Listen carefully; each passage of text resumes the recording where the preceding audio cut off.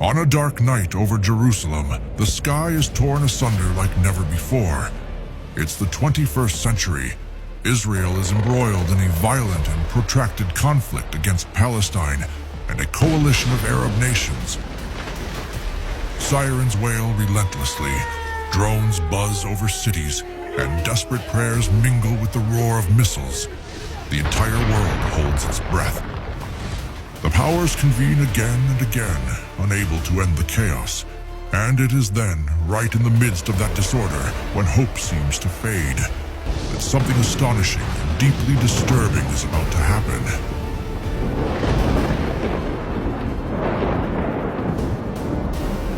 It's a moonless night. Clouds, dense and stormy, twist over the city as if hiding invisible presences. Lightning flashes across the skies without dropping a single drop of rain. In an elegant but discreet house in the ultra-Orthodox neighborhood of Mea Shearim, Miriam Abat struggles through contractions, assisted by an elderly midwife with trembling but wise hands. Her husband, Zebedee ben Nur, a deeply respected rabbi and direct descendant of the tribe of Judah, prays with fervent intensity. He recites psalms with such passion that he seems to attempt to tear the very veil between heaven and earth. And it is there, in that sacred and haunting setting, that Miriam Abat brings her son into the world, a child who doesn't cry when he's born. Instead, he opens his eyes. Those present are transfixed. They have never seen such a gaze, so sweet, so serene, so deeply enveloping. His beauty is breathtaking. His face seems carved by the hand of heaven itself. An inexplicable calm fills the room when you look at him. The child is named Adiel, a Hebrew name meaning God is just. Social media doesn't mention it, nor do newspapers. His birth goes unnoticed. But in the spiritual world, this night marks the beginning of the greatest deception humanity will ever know. Because this child, born into a Torah-fearing family, amidst the ashes of an endless war, is not destined to be a savior, but a usurper. Adiel grew up surrounded by profound wisdom. Before he was 10, he had mastered Hebrew, Aramaic, Greek, English, Spanish, Arabic, and a wide variety of other languages. From a very early age, he immersed himself fervently in the study of the Talmud, Kabbalistic texts, and the ancient speeches of Israel's prophets. He is taught by the most prominent scholars of contemporary Judaism, and carefully protected by elite circles who consider him an unprecedented prodigy. Since his adolescence, Adiel has aroused admiration wherever he goes. His intelligence seems superhuman. His charisma has an almost hypnotic effect, and he possesses a strange and powerful ability to reconcile people of completely opposing ideologies. His mere presence unites the irreconcilable. No one can explain how he does it. They only know that before him, a profound admiration arises that is difficult to ignore. Every Saturday, his parents devoutly take him to the Western Wall. They present him as a model of purity, a young man devoted to the Torah. The elders of the modern Sanhedrin look at him with solemn respect, as if they sensed in him a sacred spark.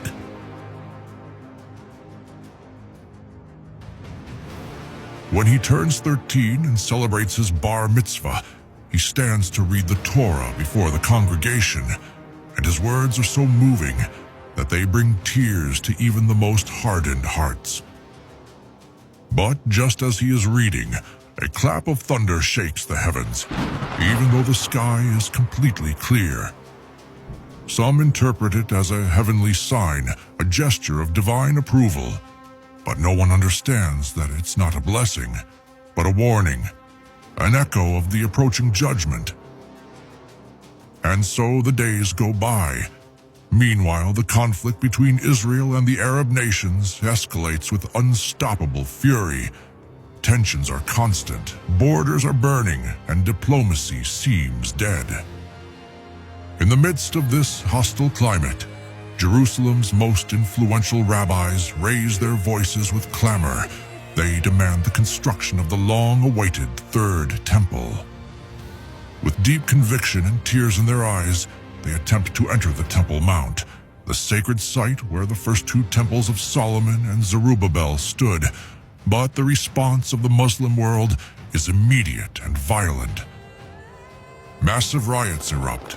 The sacred mountain once again becomes a battlefield, a symbol of a war that is not only political, but spiritual. It is then that Adiel, contemplating the chaos and bloodshed, secretly says to himself, "I will be the one to build the third temple. I will bring peace." And with that thought, burning like fire inside him, he begins to plot his ascent. His first step was to join the Israeli army. He served there for several years, quickly distinguishing himself with his strategic brilliance, his combat composure, and his innate charisma. He is admired by both his superiors and his soldiers. He is decorated multiple times, and his name begins to resonate beyond the barracks, crossing the boundaries of the military into the spheres of power. Adiel's popularity, carefully cultivated over the years, opens the doors to the national political scene for him. At 30, he becomes the youngest member of Israel's political establishment. He has yet to lead the nation, but he moves easily among the most influential figures in power, like a fish in water. Everyone looks at him with respect. But in the spiritual world, an event is about to shake the world and change the course of history forever: the rapture of the church.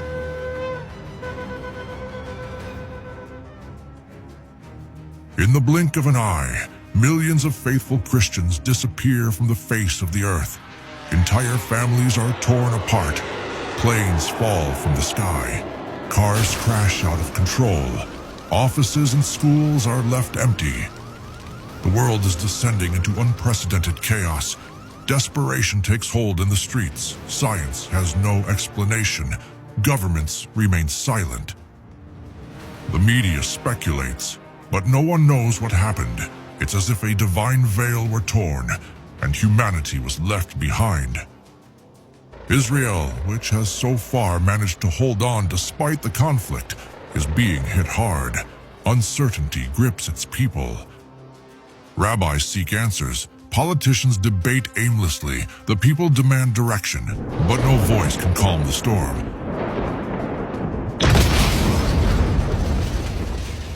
It is in this very context of confusion and anguish that Adiel emerges in all his splendor.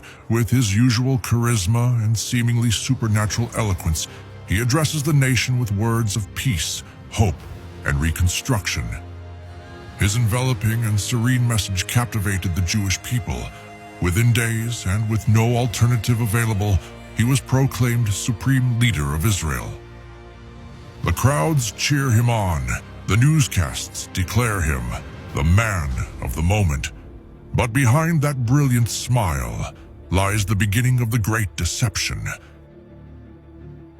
Alongside Adiel, another character emerges. An elderly man with a solemn face and a white beard, a Torah scholar known in rabbinic circles for his mystical knowledge and ability to move crowds. His name, Azariah ben Shaul. In the eyes of the people, he is a spiritual beacon, a revered counselor. But in truth, he is the false prophet, the instrument that prepares Israel's heart to receive Adiel as the anointed one. Azariah does not hesitate to publicly support Adiel. He presents him as a chosen man, the peacemaker promised by the prophets. Through stirring speeches and subtle manipulations of scripture, he begins to persuade the nation that Adiel is God's answer to their troubled times. And so, as soon as Adiel assumes leadership, he begins to perform great feats. His gaze immediately turns to the heart of the nation, the Temple Mount. With astuteness and impeccable diplomacy, he organizes historic meetings with Arab leaders from neighboring countries. At first, the proposal to cede control of the mount for the reconstruction of the temple was firmly rejected. The site was too sacred for the Islamic world. The wounds ran deep. The conflict seemed insoluble. But Adiel doesn't budge. He promises peace. He promises stability. He promises a future of shared prosperity. His words are sweet as honey, and his influence irresistible. Arab leaders, under international pressure and the promise of a new regional pact, sign a historic peace agreement with Israel. And so, for the first time in over 2,000 years, Israel is officially allowed to rebuild its temple on the Holy Mount. The crowds celebrate, the rabbis dance, the media announce a new golden age. But in the spiritual world, the trumpets of judgment begin to sound. Because what is peace for men? For heaven is only the prelude to the Great Tribulation. Now, with official approval for the reconstruction of the Third Temple, a scene never before imagined begins to take shape before the eyes of the world. Cameras from all nations focus on Jerusalem. Helicopters hover over the Temple Mount. The tension is palpable, and the awe inevitable. Large machinery, escorted by soldiers and specialized technicians, enters the sacred mountain amidst chants, tears, and meticulous surveillance. Dust rises, metal creaks, and history trembles. And then the unthinkable happens. Before the astonished gaze of millions, the mosques that had stood on that site for centuries, the Dome of the Rock and Al-Aqsa, are demolished one by one with surgical precision. There is no revolt, there is no war, there is no resistance. As if an invisible hand had silenced all opposition, what for generations was considered impossible now happens in a matter of hours. The world is stunned. World leaders remain silent. Social media explodes. No one can stop him, because no one can. Adiel has done it.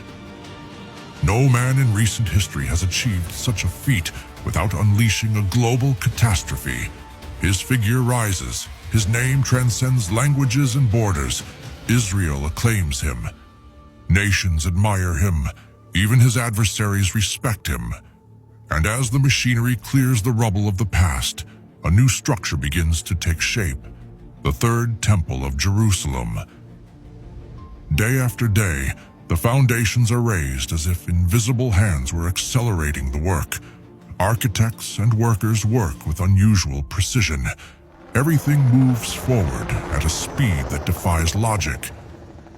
In just a few months, the structure is finished, tall, majestic, immaculate, covered in gold, white stone, and sacred symbols. It is a modern replica of Solomon's temple, rebuilt not only by human hands, but with an ambition that has transcended generations. And the day of the inauguration arrives. Crowds fill Jerusalem, the streets rejoice, the rabbis intone psalms with trembling voices. Animals are sacrificed according to the ancient Levitical rite. Incense ascends to heaven. Trumpets sound. All of Israel bursts into celebration. There is dancing, there are tears, there is fire, there is celebration. The eyes of the nation are upon Adiel. They see him as the living fulfillment of Isaiah, Zechariah, and Ezekiel. They acclaim him as the promised Messiah. Children bless him, the elderly weep, women call him Redeemer. A unified cry rises from the crowd. The Messiah has come. God has restored his temple. And so, under a sky filled with emotion and song, Adiel is officially proclaimed the Messiah of Israel. The people embrace him without resistance. The media celebrates him. Religious authorities exalt him. And then, in the midst of the ceremony, the figure of Azariah ben Shaul, The elderly rabbi, the revered teacher, the false prophet, rises. With a trembling but firm voice, Azariah raises his hand before the crowd and solemnly declares, "This is the true Messiah of Israel, the final fulfillment of all the prophecies. Jesus of Nazareth was an impostor. He didn't fulfill the scriptures. He was rejected because he should have been, but Adiel is the promise made flesh." A shout of joy pierces the square. The crowd bursts into applause and tears. Many embrace, others kneel. The rabbis smile at each other, and the Jewish people, in a mixture of joy and vindication, say to themselves, "We always knew it. Jesus was a false Messiah. Now time has proven us right. Adiel is God's chosen one." But the echo of those words, though clothed in emotion, resounds like blasphemy in the heavens. As Israel celebrates, the world watches in awe. International leaders, political analysts, the media.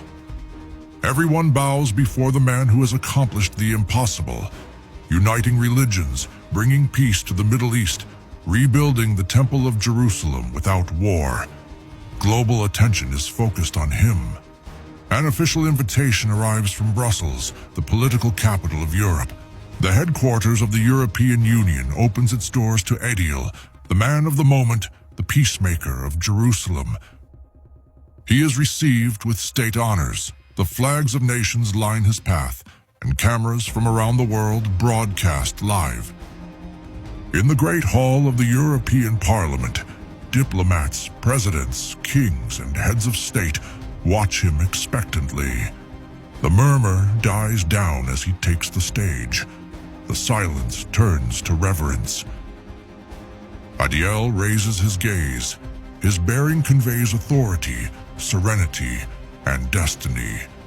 And then he begins to speak, with a voice that not only fills the room, but seems to penetrate hearts. Distinguished leaders of the world, we are gathered here at a pivotal moment in human history. There is no nation untouched by tragedy. The mass disappearances that have shaken the earth cannot be ignored. Mothers without children, empty offices, planes without pilots. Streets stopped in an instant, millions of human beings torn from their homes. I know your people demand answers. I know you yourselves are seeking them. He pauses. The tension is palpable. Today, I come to share with you a truth that not everyone is ready to hear. What happened was not a punishment, nor an act of war. It was a higher intervention, a planetary cleansing operation carried out by cosmic entities that have monitored humanity's development for centuries. They have removed those who, according to them, were impeding the spiritual and global evolution of our species. The world is shaking. What you call abduction was nothing more than assisted migration. Those who disappeared have been taken to a different place, a new state, a dimension beyond what we can understand. They were not destroyed. They were set apart for a greater purpose that will be revealed in due time. The faces in the room oscillate between astonishment, confusion, and fascination. Adiel continues without hesitation. But we are not alone. We have not been abandoned. This is a new beginning, a time of restoration, of unity, of rebuilding. Wars will cease. Hatred will be eradicated. Religions will be able to converge under a single message: peace. A new world is being born, and I commit myself, with each of you, to guide that birth toward the light. His words flow like a river of gold. The cameras show him in close-up. The world listens. Some weep, some applaud. In the heart of Europe, Adiel not only calms fears, he redefines them. I offer you a new global order where no nation is left behind, where justice is true, where the economy is stabilized, where borders are bridges, not walls. Trust me, not to dominate you, but to lead you. And then, in an unprecedented act, representatives from various nations, from the Americas, Europe, Asia, and Africa, stand up one after another to proclaim their support. They call him Guide, Reformer, Father of the New Humanity. In less than an hour, Adiel is proclaimed the first global ruler in history. He no longer represents only Israel.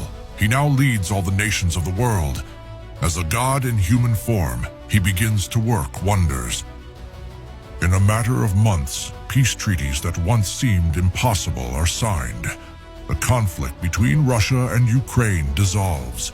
Tensions in East Asia subside. In the Middle East, where for centuries blood was the dominant language, peace blossoms like an unexpected garden. Borders open, the global economy stabilizes, hunger declines, poverty decreases. Adiel promotes a new economic system based on digital equity, backed by a global currency that promises to eliminate financial corruption. Its technology integrates governments, banks, and citizens into a unified network. It's fast, it's brilliant, and it's irresistible. The world feels reborn. Nations celebrate his leadership. Crowds fill squares to hear his speeches. Schools, universities, and cultural centers teach his principles as the doctrine of a new era. The entire planet seems to have awakened to a new light. But the most surprising thing isn't what he does with politics, but what he achieves with faith. For the first time in history, all religions are in agreement. Spiritual leaders from East and West, North and South, agree on an unprecedented point. Adiel is who they had hoped for. Each religion sees in him the reflection of its most sacred prophecy. Muslims call him the Mahdi, the hidden guide who was to appear in the final days to establish justice. Islamic communities acclaim him from minarets and bless him at every prayer. Hinduism recognizes him as Kalki, the final avatar of Vishnu, who came to destroy darkness and establish truth. In India, millions celebrate him as the embodiment of a cosmic restoration. Buddhism identifies him as Maitreya, the future Buddha, the one who would come to teach the path of universal compassion. In temples and monasteries, his face is painted in golden frescoes and surrounded by incense. Even esoteric groups and New Age movements venerate him as the great illuminator, the bearer of supreme consciousness. They speak of cosmic vibrations, stellar alignments, restored energies, all thanks to him. The synagogues call him the Messiah, the mosques, the messenger, the temples, the avatar, and they all believe they are right. Freedom of worship is universally proclaimed. Under his rule, all religions can practice without persecution. Humanity believes it has reached its peak. Science advances, diseases are receding, conflicts are disappearing, cities are becoming more beautiful. The planet is entering a period of unprecedented prosperity. But that peace, so brilliant, so enveloping, so perfect, is about to be shattered.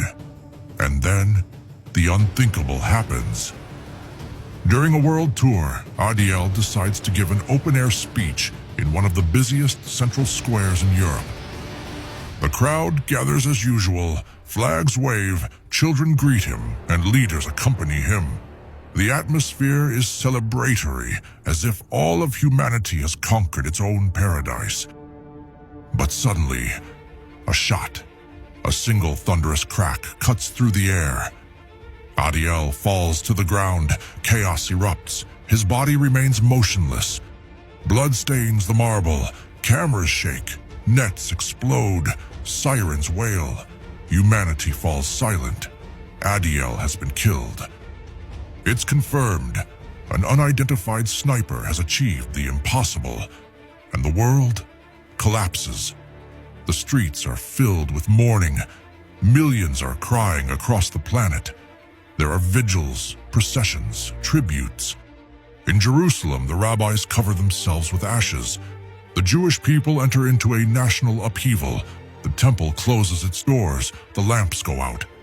The sound of the shofar becomes an echo of lament. And in the midst of the mourning, some rabbis murmur through tears.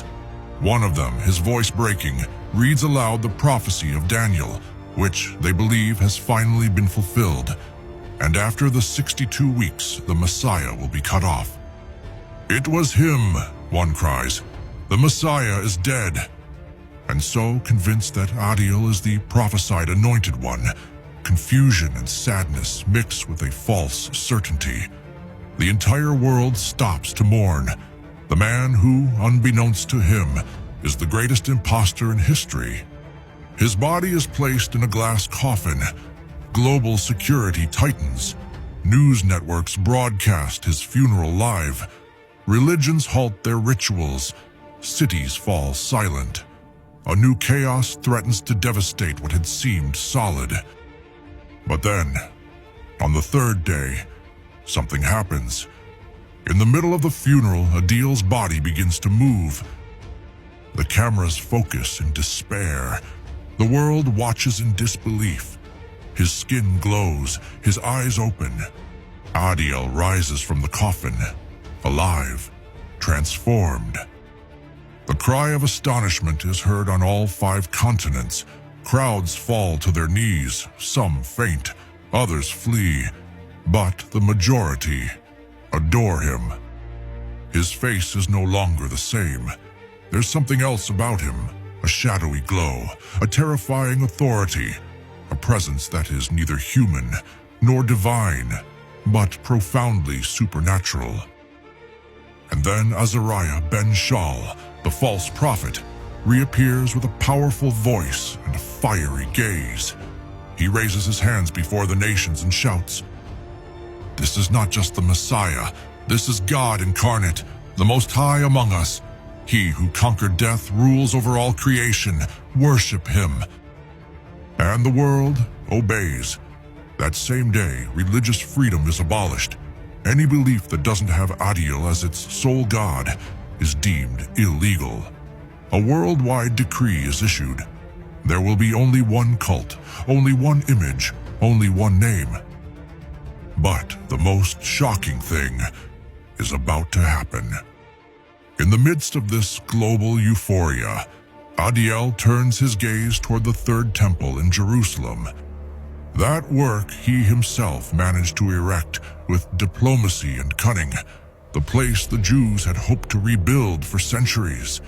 The temple that was reborn as a symbol of redemption will now be desecrated. With an international escort and cameras broadcasting live to the entire world, Adiel passes through the gates of the holy place. The priests, still faithful to the ancient rituals, bravely intervene.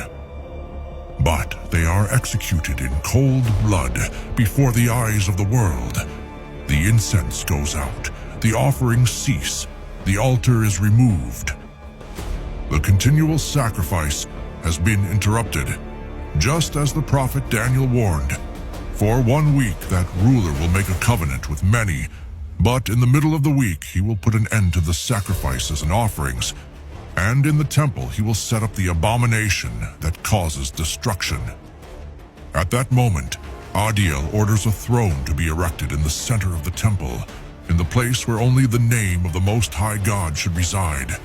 A golden throne surrounded by dark symbols, inscriptions declaring his divinity, and without hesitation, he sits down.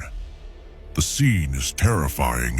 What many called the Man of Peace now sits in the holy place, proclaiming himself the only one worthy of worship, just as the Apostle Paul warned. He will exalt himself and oppose everything that people call God and every object of worship. He will even sit in the temple of God and claim that he is God. But something even more terrifying is about to happen. Adiel orders a statue of himself to be erected inside the temple. It's colossal, imposing, made of gold and fire. Its face is identical to his own, and its expression full of arrogance. The world's cameras focus in amazement, and in a moment that seems like something out of a nightmare, Azariah ben Shaul, the false prophet, raises his hands to heaven, and the statue comes to life. The image begins to speak in a loud voice, ordering the death of anyone who does not bow down and worship a deal. The temple doors close. Armed guards surround it. The crowds outside listen in horror to the metallic, unearthly voice emanating from the image. And that's when the eyes of the people of Israel are fully opened. The priests retreat. The rabbis scream in terror. Many tear their clothes. "He has deceived us," they cry. "This is not the Messiah. This is the impostor, the desolator." The temple fills with weeping and despair. The older generations, shaken, recall the bitter past when Antiochus Epiphanes placed a statue of Zeus in the same place centuries before. "The same abomination," they whisper, again. Desperate, they rush to consult the Torah. They search through the ancient scrolls, and their eyes fall upon a forgotten warning. "And forces will arise from him, and will defile the sanctuary and the fortress, and will take away the daily sacrifice, and set up the abomination of desolation." And then an elderly rabbi, trembling, his voice breaking from tears, exclaims, "Jesus! Jesus spoke of this too. He warned us, he told us, when you see standing in the holy place the abomination of desolation, spoken of through the prophet Daniel, let the reader understand. Then let those who are in Judea flee to the mountains." Silence falls upon those present. The wisest, those who had resisted accepting Jesus, now understand everything. The pain is unbearable. Guilt consumes them. "Jesus was the true Messiah," one cries, "and we rejected him."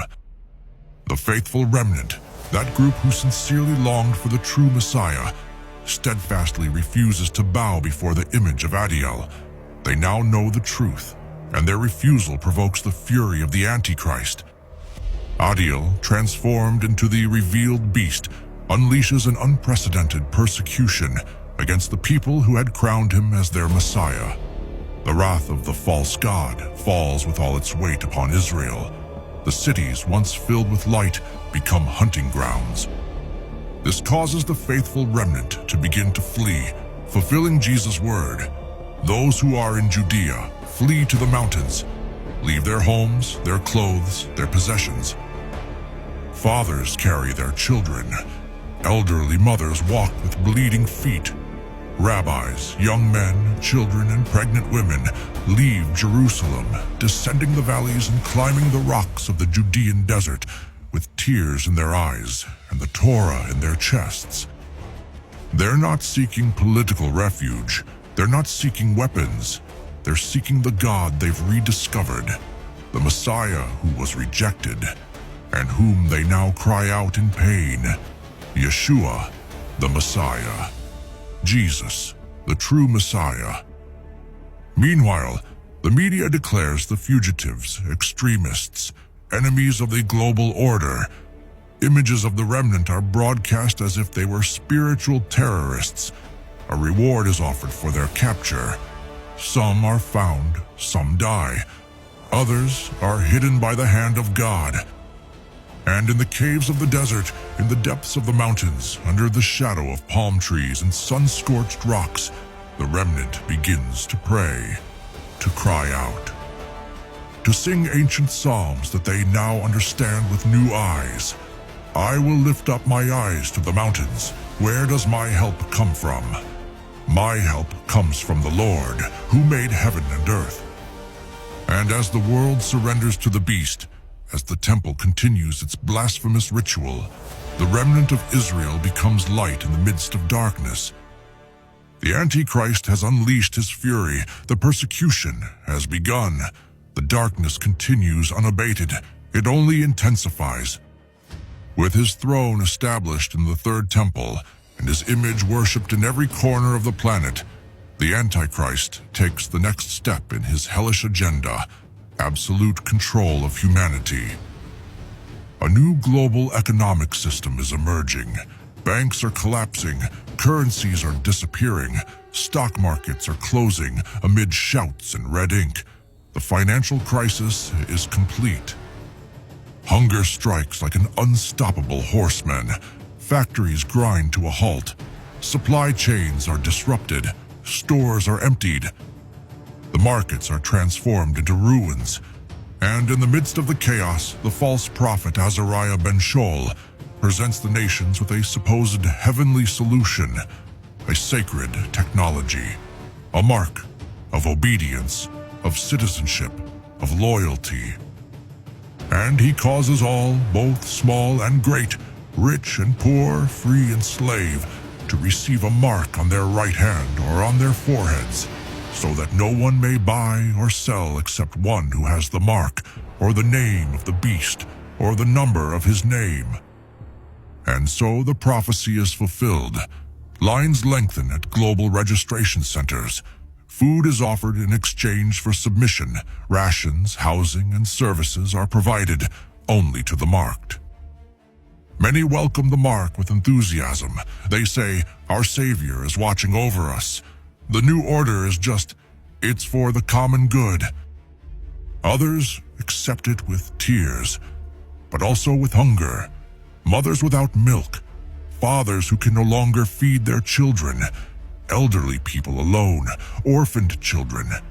The pain of an empty pot becomes a demon that twists consciences. But there is a group that refuses, that won't budge, that won't bow, a remnant among the nations. From remote villages to capitals filled with idolatrous propaganda, men and women from every nation, tribe, and language are opening their spiritual eyes. They repent. They are broken. They confess with tears. Jesus is the true Messiah. They are the new converts. They were not raptured, but they believed during the Great Tribulation. Former Muslims, Hindus, Buddhists, Jews, lukewarm Christians, Catholics, atheists, young, old. The Spirit has touched their hearts, and now they walk as living martyrs. They don't seek fame. They don't seek land. They only seek the crucified King. But their faith comes at a price.